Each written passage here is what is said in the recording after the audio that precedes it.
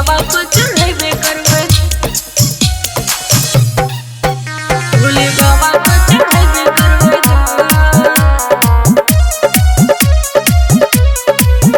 हे रे छोरा बोली बोले नया जल सुध, भोले बाबा को चढ़ाइबे करबै।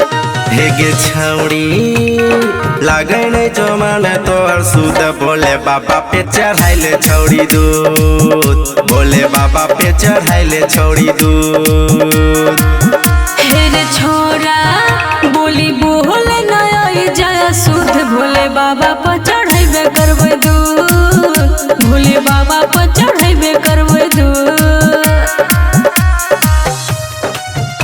भोले बाबा पर चढ़ाइबे करबै दूध।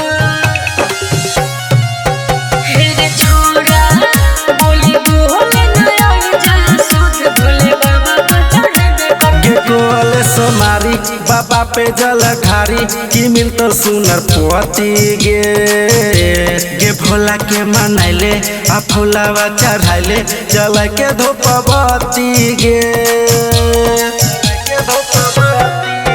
हे रे सब छै पूरा कुछ छै नया अधूरा, बुझे नया नारी रे, गजल और भांग सब लेके एलो संग, बाबा के दुआरी रे, दुआरी रे। दूल्हा मिलता जैसे सोनू सूद, बाबा पे चढ़ाइले छौड़ी दूध, भोले बाबा पे चढ़ाइले छौड़ी दूध।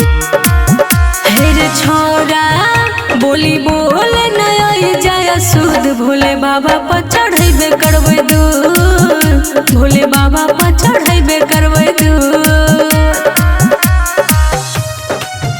भोले बाबा पर चढ़ाइबे करबै दूध।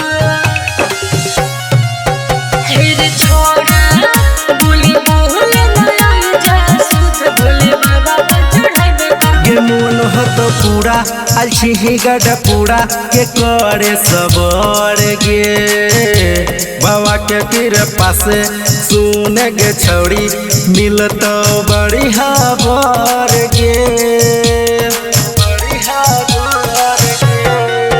हे रे हमरा बारे में धर्म रोशन चिंता न करे रे, कहे छौरा धिका सुन रे छोरा, जलवा तो ढारे रे, तो ढारे रे।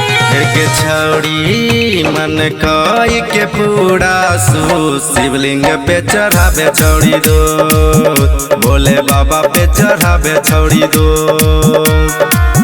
हे रे छोरा बोली बोले नया जय सुध, भोले बाबा पर चढ़ाइबे करबै दूध, भोले बाबा पर चढ़ाइबे